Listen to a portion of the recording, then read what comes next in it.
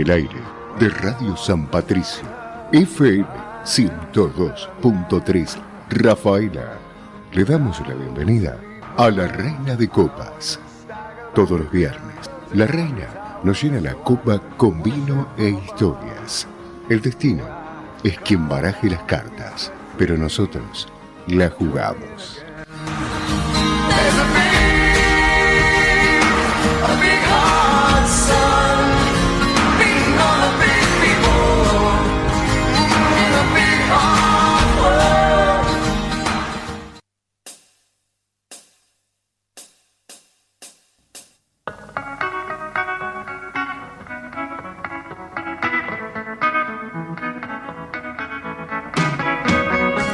Señoras y señores, bienvenidas y bienvenidos a Reina de Copas. Mi nombre es Pia Roark y los invito a que juntos transitemos esta hora dedicada pura y exclusivamente al placer, a conectarnos con el disfrute y a descubrir las historias escondidas detrás de cada botella de vino. ¿Cómo le va, queridísimo público? Por fin llegó el viernes. Hoy, no sé si se habrán enterado, pero es el último día de la Semana de la Dulzura. Se me trabó toda la lengua, la Semana de la Dulzura. Espero que todos ustedes hayan recibido cantidades ingentes de chocolates, de bonobones, de bombones, ¿por qué no? Que hayan dado mucho, pero muchos besos también, ¿no? Porque es la parte más linda de la Semana de la Dulzura, sin contar con el chocolate, que a mí me parece lo más interesante. Voy a usar este disparador, ¿no?, de la Semana de la Dulzura para contarles algo que me parece súper interesante aclarar. Vinos dulces. Ustedes saben que yo no soy tan fan de este tipo de vinos, no son santos de mi devoción, pero, queridísima audiencia, en la variedad está el gusto y acá estamos para ayudarlos a descubrir cosas nuevas. Pero lo que quisiera que supieran hoy es qué diferencia hay entre los vinos dulces, porque es muy común encontrar en las etiquetas esas leyendas que dice dulce natural o dulce o cosecha tardía. Entonces dije, planteemos la cosa así, ¿qué diferencia hay entre estos estilos de vinos dulces? Vamos a arrancar con el que es muchísimo más fácil de diferenciar, que es el cosecha tardía. Así como su nombre lo indica, es un vino cuya vendimia está corrida un poco de la fecha que sería la justa para cada cepa. O sea, que estamos dejando el racimo un poco más de tiempo en la planta. ¿Para qué hacemos esto? Bueno, para que la uva se vaya deshidratando, vaya perdiendo agua. Esa uva se va a pasar, se va a ir transformando muy levemente en una uva pasa. ¿Y qué va a hacer? Va a ir concentrando azúcares. Entonces, cuando este racimo pasa a bodega, vamos a tener varias cosas distintas. La primera es que vamos a tener menos producción. ¿Por qué? Porque el racimo perdió peso, porque tiene agua que perdió el agua evaporada, esa que ya no está, o sea, vamos a tener un menor rendimiento. Segundo, vamos a tener vinos con más azúcares. Al haber más azúcares, las levaduras tienen muchísimo más para comer. Y entonces, si cortamos la fermentación a tiempo, vamos a tener vinos con lindos rendimientos de alcohol, porque las levaduras se fueron comiendo esos azúcares y transformándolo, entre otras cosas, en alcohol, y vamos a tener igual más azúcar residual. Por ende, vinos dulces. En estos casos, los vinos de cosecha tardía suelen ser un poco más caros que los dulces comunes. ¿Por qué? Bueno, por esto mismo que les decía recién, porque el rendimiento que se tiene por parcela va a ser bastante inferior. Por lo general también las partidas suelen ser limitadas o no suele haber tanta continuidad, o sea que un año podemos tener, qué sé yo, un Malbec cosecha tardía y al otro año ya no lo encontramos más. Eso lo va manejando mucho el enólogo, porque claro, vamos a dejar más tiempo el racimo en la planta y el productor, acá en este caso, se va a estar arriesgando a una helada tardía o a una piedra también, que suele pasar, ¿no? Y termine por perder todo lo que había en esa parcela. A su vez, este estilo de vinos, los vinos de cosecha tardía, suelen tener un poco más de cuerpo, un poco más de untuosidad. Podemos ver tintos cosecha tardía como blancos cosecha tardía, que suelen aclarar que además son dulces, por si quedaba alguna duda. A su vez, dentro de este estilo de vinos que se dejan un poquito más de tiempo en la viña o donde el azúcar que vamos a buscar está dado en la viña, hay como una subcategoría, una especie de rama, no sé, lo dividí yo, que son los vinos botritizados. ¡Ja! Acá quiero ver la cara de todos ustedes. Acá tenemos un pequeño, pero muy pequeñito grupo de vinos. No todas las cepas sirven para este tipo de vinos, no se hacen en todos lados, son como muy específicos. La botritis es una enfermedad producida por un hongo que va a atacar la capa exterior de la uva, o sea, la piel. ¿Y qué produce? Que se vaya deshidratando de una forma bastante alarmante. Normalmente es una enfermedad que es devastadora. Pero ¿qué pasa? Dentro de este hongo hay una subcategoría también, que es la Botrytis cinerea, que en condiciones ideales de niebla y humedad nocturna e insolación diurna, hace que las uvas estén deshidratadas, que tengan una gran cantidad de azúcar, y con estas uvas se van a elaborar vinos muy famosos, como por ejemplo el Tokaj, que son vinos, en este caso, que provienen de la región Tokaj de Hungría. Así que no son ni fáciles de conseguir, ni mucho menos económicos. Ahora vamos a los más comunes de todos, estoy hablando de los dulces natural. Y acá tenemos la principal diferencia con el anterior, porque como les dije antes, en los de cosecha tardía, el azúcar que estamos buscando lo vamos a conseguir en la viña. Acá, en los dulces natural, los vamos a conseguir en bodega. O sea, la vendimia, el primer paso es que la vendimia se va a hacer en el momento que corresponde para cada cepa. Pero una vez que comienza la etapa de fermentación, o sea, esta etapa donde las levaduras se van comiendo los azúcares naturales que tiene la uva, el racimo, y la van comiendo para producir, entre otros productos, alcohol, bueno, el enólogo decide cortar la fermentación antes del momento indicado.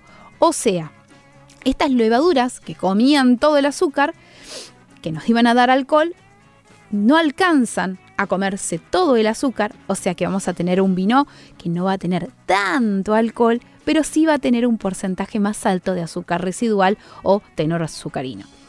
Por lo general, es más común encontrar vinos blancos, dulces natural, que tintos. Esto no significa que no haya tintos ni que sean malos. No. Es una cuestión de gustos, pero por lo general se encuentran muchísimos más vinos blancos, dulce, natural.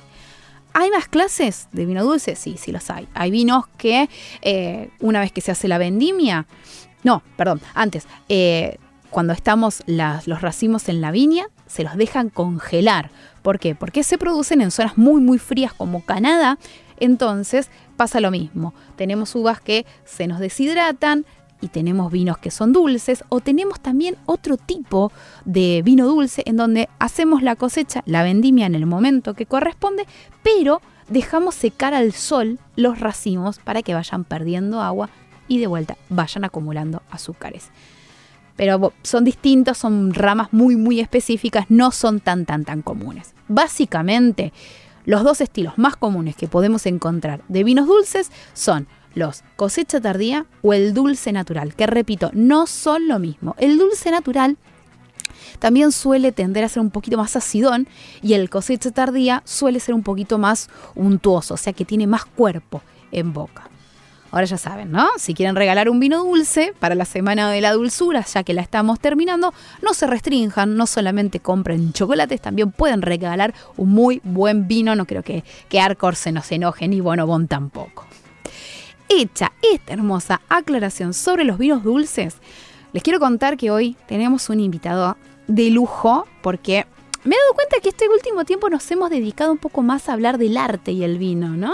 Tuvimos un primer episodio para hablar de las películas, tuvimos otro donde estuvimos hablando de Ernest Hemingway. Bueno, hoy le toca el turno a otro escritor, pero este es un escritor que está vivo, que es un gran amigo. Estoy hablando del señor Pedro Escobar, que es escritor, es periodista, obviamente amigo de la casa y amante del vino. Y Pedro nos trae varias cosas interesantes. Por un lado, está largando su vino que está estrenando, se editó hace muy poquitos días.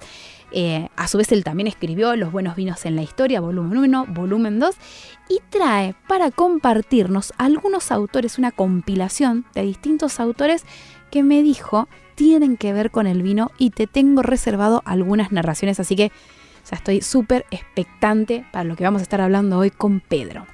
Así que no perdemos más tiempo, vamos a saludar a Floppy, que está en controles, a Oscar de Monte, el director de la radio, a nuestros queridos amigos de Tres Arroyos, que nos escuchan a través de Radio Portal, y a todos ustedes que están del otro lado. Ya saben que nos pueden encontrar en las redes, estamos en Facebook e Instagram como Reina de Copas Radio, y pueden escuchar este y los programas anteriores en Spotify y en YouTube.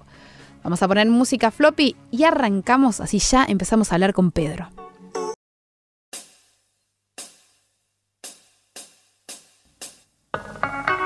Segundo bloque, y lo tenemos del otro lado al invitado del día de hoy, que lo tenemos desde México. Hola Pedro, ¿cómo estás? Hola, ¿cómo estás, Pia? Con mucho gusto de platicar contigo nuevamente en este espacio. Yo muy feliz tenerte de nuevo acá porque te hemos tenido para el estreno de la publicación de tu primer libro, Los buenos vinos en la historia, el primer volumen, el volumen 2, del cual he sido inspiración para uno de esos segmentos que me pone muy contenta. Y esta vez te tenemos porque tenemos un tercer libro y más joyitas. Sí. Fíjate que estoy estrenando un nuevo libro, uno de los libros que va de cuentos, de ficción. Sí. Se llama Habitáculos. Lo acabo de publicar con mi editorial independiente, que se llama Resonancia, aquí en México. Sí. Y bueno, como el nombre lo indica, tiene que ver con espacios, ¿no? Con espacios donde se desarrollan las historias de cómo afectan cómo condicionan muchas veces las historias.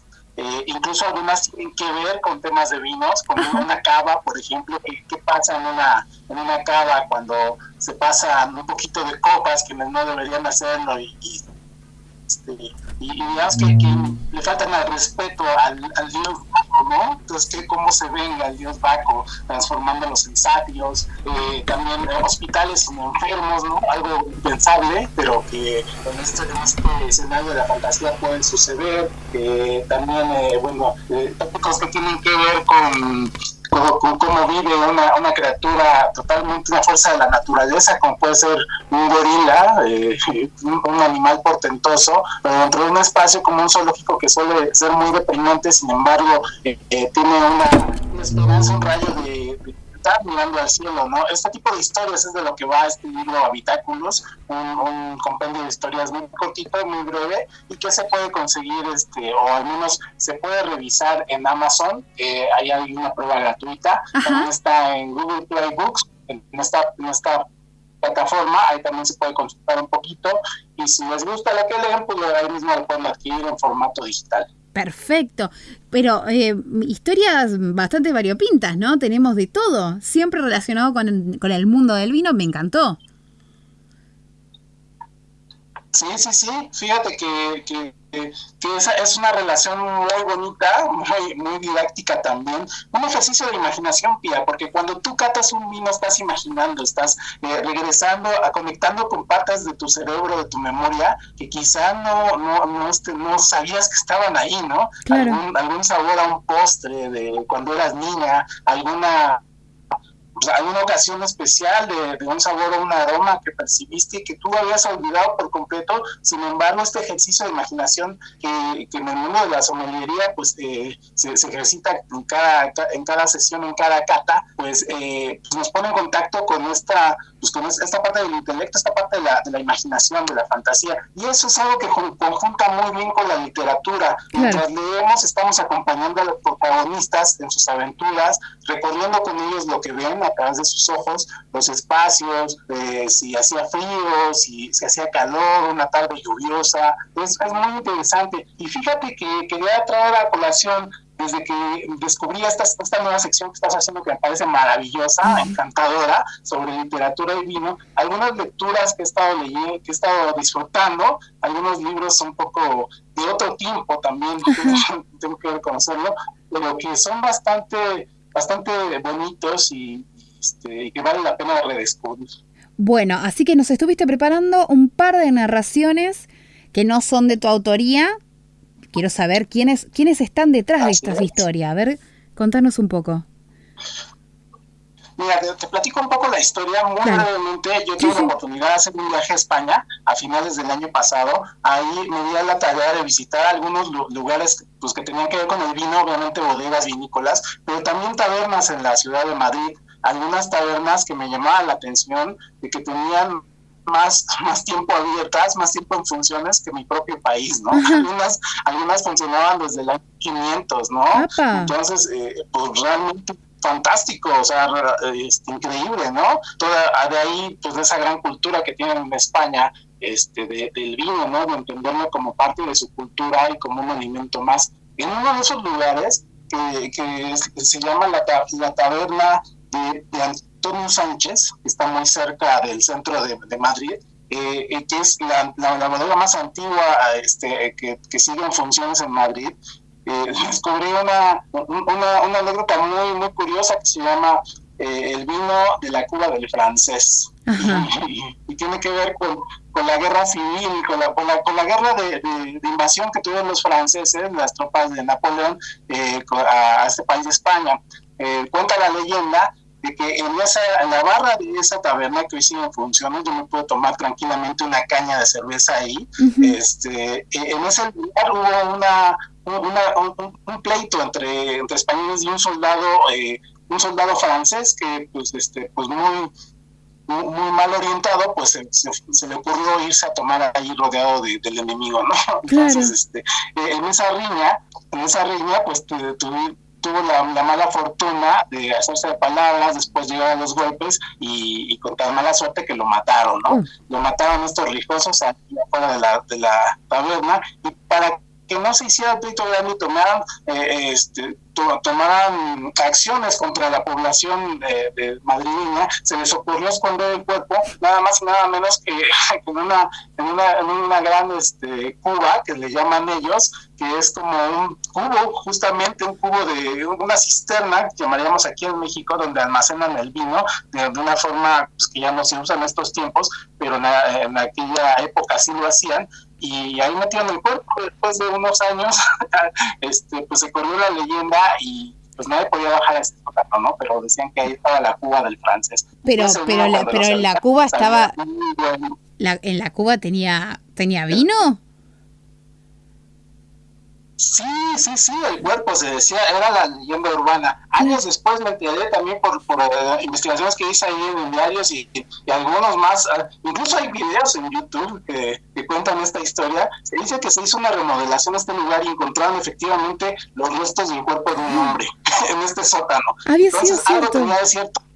Claro. Algo tenía de cierto esa leyenda. Claro. Espero que nadie haya tomado de ese bodegón. No, ya tomé la precaución y no, fíjate que ya no existe. Pero al respecto, traía esta anécdota al cuento porque ese lugar inspiró un libro que se llama Historia de una taberna, y fíjate cómo son las cosas, que yo lo encontré aquí en México, no lo encontré en España, lo encontré en México en una librería de usado, y encontré una edición que, cómo es curiosa la vida. Ahora estamos en un programa de radio en Argentina, encontré una edición de Buenos Aires, impresa en Argentina en julio de 1947. Mira, este libro se llama Historia de una taberna y lo escribió Antonio Díaz Cañabate, que era un parroquiano, un habitual de este lugar, y que se dio la tarea de relatar muchas de las anécdotas que veía. Tipo de literatura que se hace... Pero Pedro, ¿el autor es español o es argentino? Me llama la atención que se haya editado acá.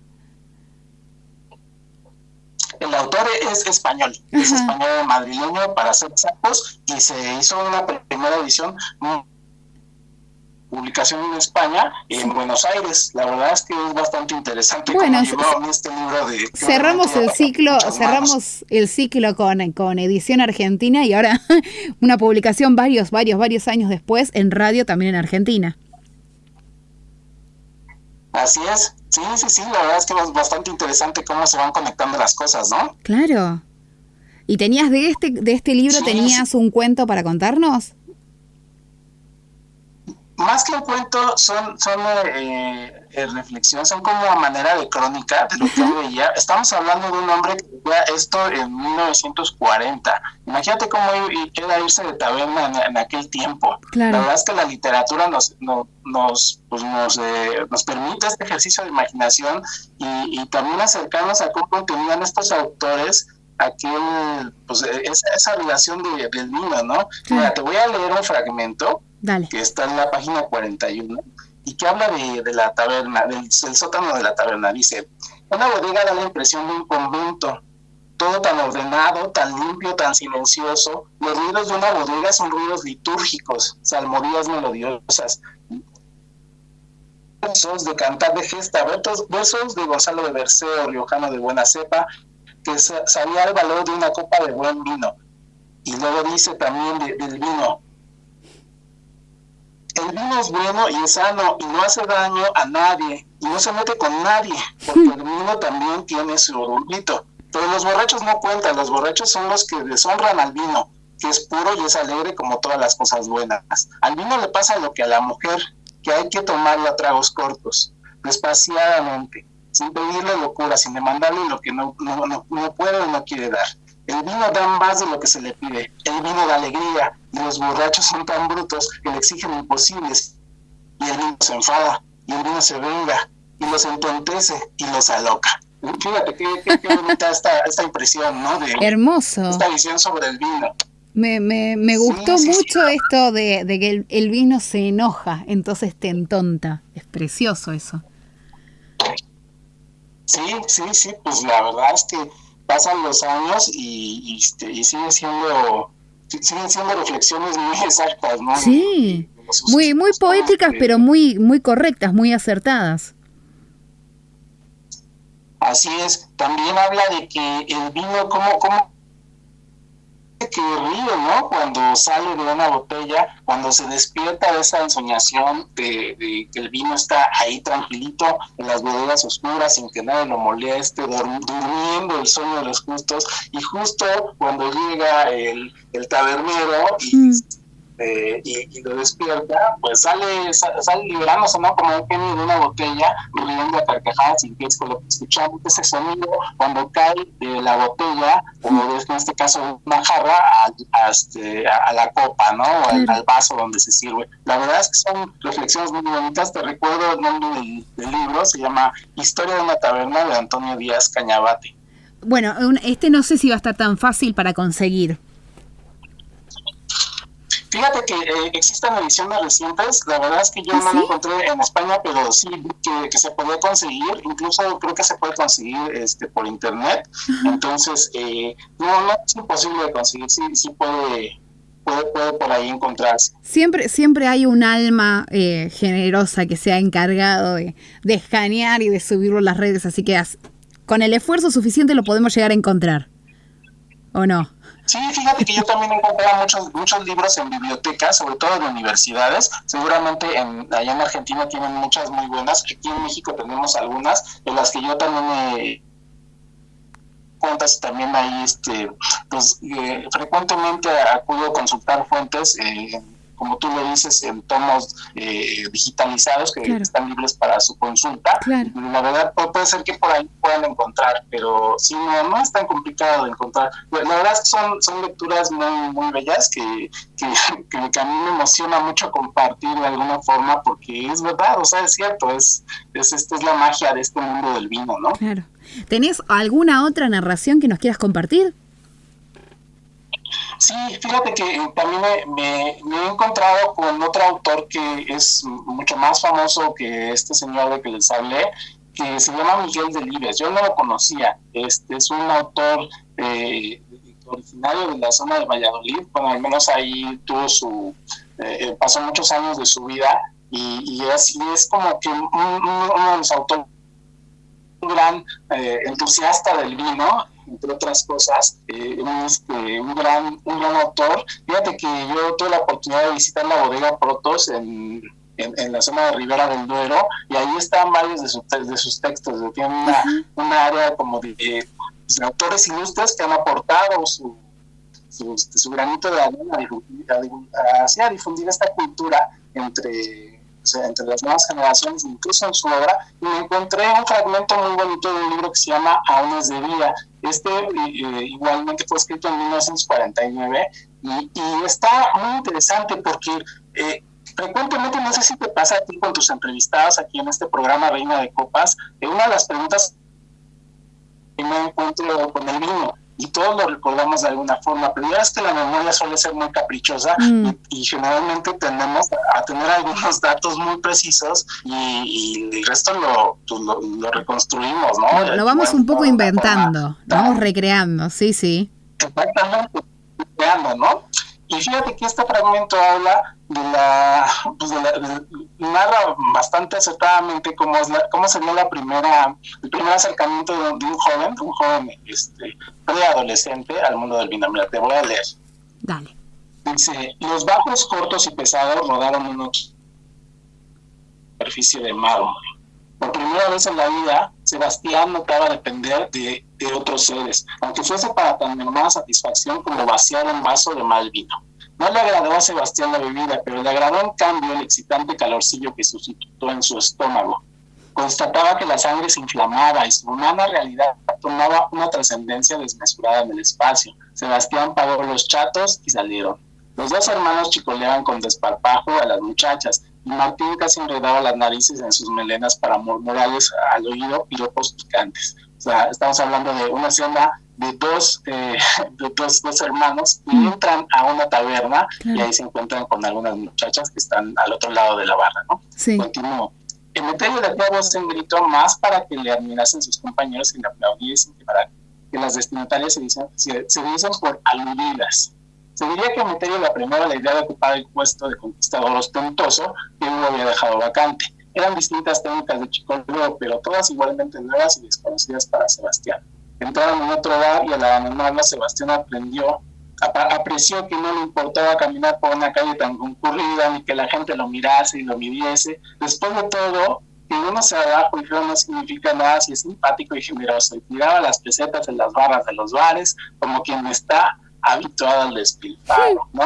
Bueno, hasta aquí lo voy a dejar, porque es una escena muy curiosa, porque él narra que no le gusta el vino, ¿no? No le gusta lo que siente, pero siente ese calorcillo que le cae seguramente a una noche fría de aquellas europeas, y vemos cómo se va transformando el personaje del final, muy reservado, en que se va abriendo.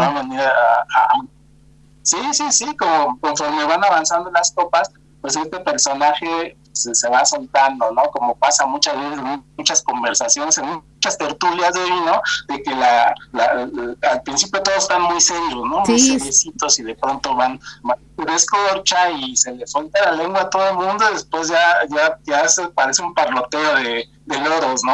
Es que por lo general todas las degustaciones arrancan con un clima muy apocado, muy serio, muy ceremonial, si se quiere prestarle pero excesiva atención a quien va guiando, sí. ¿Viste? Como quien está en una misa, como una de las cosas que dijiste hace un rato, y pasados las copas, los minutos, ya todo empieza a ser: somos todos amigos, somos todos hermanos, nos queremos todos, nos empezamos a contar todas nuestras vidas, y ya a lo último estamos todos abrazados, felices y riéndonos.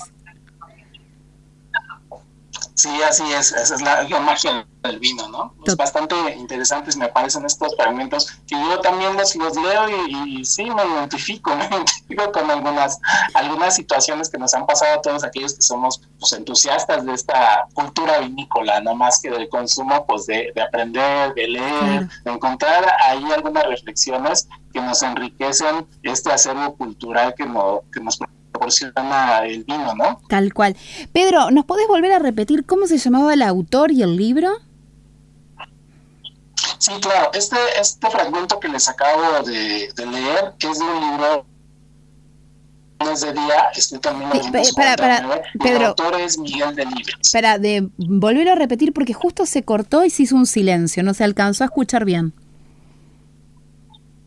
Ok, lo vuelvo a repetir. El libro se llama Aún es de día y el autor es Miguel Delibes. Perfecto. Entonces, con un poquito de ganas lo podemos llegar a encontrar, y tenemos un montón de relatos así de distintas tabernas de España. Todo está ambientado en España. Sí, estos dos libros están ambientados en España. Es correcto. Uy, se nos cortó, discúlpanos. Sí, creo que ya estoy. Sí, ahora sí. Bueno, pues sí, estos dos libros están ambientados en España. ¿van recorriendo distintas zonas de España o se van por Madrid nada más? No, este está situado en la zona de Valladolid. Claro. ¿Y tenés otro libro más, otro relato más para compartirnos? Porque ya estamos cerquita del final, pero no quiero dejar porque sé que has hecho una búsqueda bastante interesante que nos querías compartir. Pues no exactamente una búsqueda, porque de hecho son libros que acabo de terminar de leer y estoy momento en que quieres compartir las lecturas, ¿no? Claro. Sí tengo uno tercero, es muy breve y ya con ese termino. Dale, perfecto. Ok, bueno, de este mismo autor del que hablábamos al principio, tiene otro libro que se llama Historias del Tren. Igualmente está situado como en estas historias que pasan en los trayectos de los trenes de los viajes. Sí. Él también recopila algunas historias que tienen que ver con el vino. Y en este libro, Historias del Tren, hay un capítulo en que me llamó la atención cómo entre extraños, incluso entre viajeros que no se conocen, puede haber un vínculo ahí al compartir el vino. Y verás cómo lo comparten si van compartiendo un vagón, ¿no? O sea, claro. Y no se conocen. Pues a través de estas botas, no sé si las hay en Argentina, pero sí. Aquí sí las llegó a ver estas botas de vino que se pasaban, se pasaban de mano en mano. Entonces, comienzo a leer. Sí. Es un fragmentito nada más. Arranca el tren y sale de un departamento un tipo con una bota en la mano y anuncia a gritos: señores, ha llegado la hora de la cucharada. Y empinando la bota me la ofrece a mí por ser el que estaba más próximo, previniéndome: ahí va, amigo, use pero no abuse, que ya va quedando poco. Me tiré un trago al paleto y agradecí: muchas gracias, está superior. La duda ofende que pase de mano en mano la cantimplora. Y se la traspasé a mi vecino. ¿Va usted muy lejos?, me preguntó el generoso dueño de la bota, y al oír que a Madrid agregó: mal asunto, ahí está todo falsificado, yo me quedo en Medina, soy tratante de ganado. Y bueno, ahí la dejo, pues a tiempo. Me llama la atención esta hermandad también que surge a través del libro, compartirlo, ¿no? De mano en mano. Totalmente, acá sigue existiendo y la bota sigue siendo un elemento bastante típico dentro de los gauchos, de la gente que trabaja en el campo. Sigue habiendo botas, obviamente de vino, o de algo un poquito más fuerte también para paliar el invierno en el campo. Ay, pues qué maravilla, mira todos estos vínculos que nos unen a tantos países tan distintos por el idioma de mi inicio y por este tipo de culturas, ¿no?, que tenemos tan presentes en nuestros distintos países. Tal cual. Pedro, te quiero agradecer muchísimo, ya estamos cerquita del final. Te quiero agradecer porque has hecho una búsqueda hermosa, porque te sumás siempre cada vez que te invito a participar al programa. Te he tomado de fuente para el programa anterior que hablamos de Ernest Hemingway. Así que muchísimas gracias y te seguiré molestando, sobre todo porque me interesa en alguna otra oportunidad que hablemos de tu nuevo libro. Sí, no, pues para mí es un privilegio siempre platicar contigo, ahí estaré las veces que me invites y pues nada, a mí me encanta platicar de estos temas, tú ya lo sabes, y seguro. Viene otro libro más, que este no es un libro totalmente de mi autoría, pero creo que le va a ser bastante interesante a la gente que escucha este programa, porque serán cuentos, ahora sí, de varios autores, todos relacionados con el vino, y va a estar muy divertido y muy curioso, porque hay de todo, hay fantasmas, hay hadas, hay pues todo este tipo de historias que surgen alrededor del vino. Ya pronto estaré compartiéndolo contigo y con los escuchas de Reina de Copas. Me encanta. Vamos a estar expectantes para ese momento porque tenemos un montón de historias para compartir con todo el mundo que está del otro lado, porque sos un excelente escritor y ya nos has compartido otras historias bellísimas. Yo tengo la suerte de tener tus libros y es un placer poder escribir, ir leyendo cada una de las historias que nos vas contando. Pedro, 1.000.000 de gracias otra vez y bueno, espero que tengas un hermosísimo fin de semana. Igualmente para ti, para todos los escuchas en Argentina, es un privilegio y hasta la próxima, que no será la última. Claro que no. Un saludo muy grande desde Argentina para México. Reina de Copas, un encuentro entre amigos para hablar de vinos e historias.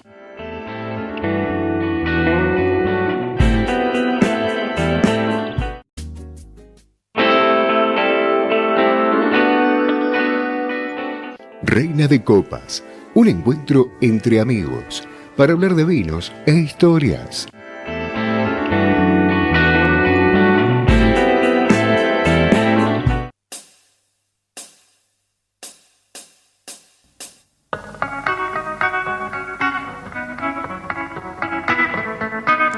Bueno, queridísima gente que está del otro lado, hemos llegado al final. Un programa un poquito variado, hemos tenido una pequeña explicación para que tengan en cuenta sobre la Semana de la Dulzura y los vinos dulces, para que sepan diferenciar de un vino de cosecha tardía o un dulce natural, que hagan una correcta elección. Y hemos charlado con Pedro sobre estos libros que está publicando, estas pequeñas antologías que nos trajo y nos compartió sobre historias en bodegas bodegas y bares españoles. Muy interesante para tener en cuenta, ¿no? Para tener una lectura distinta y salir de lo común, de los cuentos y narrativas de siempre. Bueno, a ver cómo se mira el mundo del vino desde la óptica del consumidor, ¿no? Bastante interesante, muy interesantes las historias que nos trajo Pedro, así que lo vamos a tener que llamar, vamos a volver a hablar con él en alguna otra oportunidad, sobre todo cuando tengamos su próximo libro. Así que, siendo las 21 horas clavaditas, nos vamos a ir despidiendo. Saludo a Floppy, que está en controles, a Oscar de Monte, el director de la radio, como siempre, a quienes nos bancan y auspician este hermoso momento. Gracias a Guille de la Vinoteca Sabores del Sol, a Rubén y a Agustín, los chicos de Adolfo Car Detail, y como no puede ser de otra forma, a todos ustedes que están ahí compartiendo con nosotros este bellísimo momento.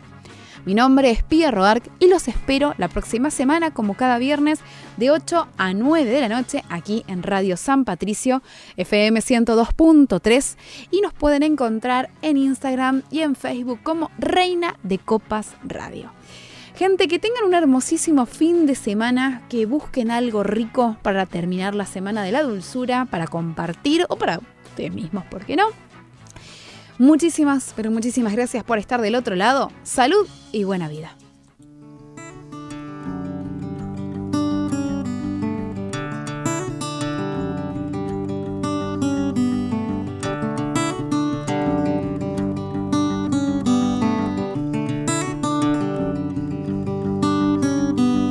Pido que las noches no se quiebren en tu luz y que las ventanas sean grandes para el sol. Cuando los almendros no se pasen de estación, buscaré más flores para darte mi canción de amor.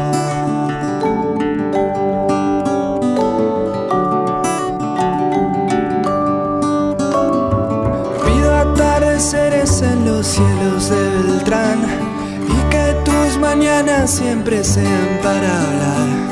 Cuando los jardines no se pasen de estación, buscaré más flores para darte mi canción de amor.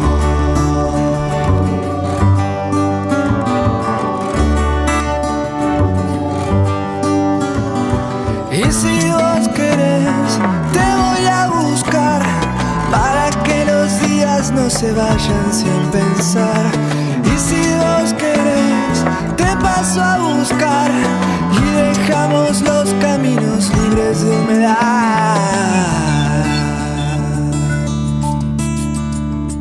Pido tu mirada más alegre para mí y que todo el alma se disuelva en el amor. Cuando los almendros no se pasen de estación, buscaré más flores para darte mi canción de amor.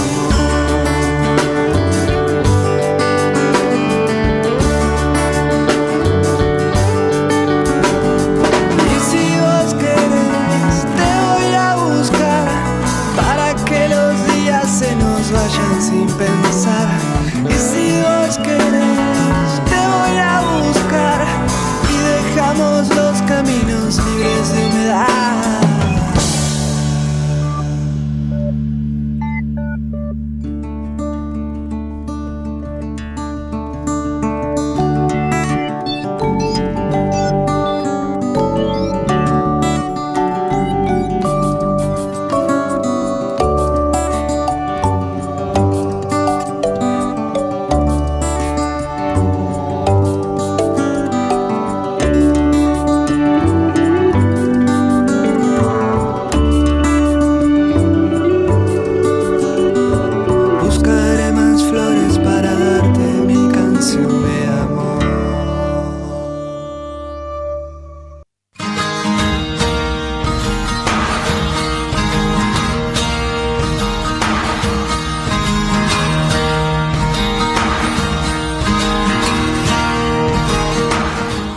Otra copa se ha vaciado y con ella el final de este programa. Gracias por compartir con nosotros otro programa más de Reina de Copas. Los esperamos el próximo viernes. Saludo y buena vida.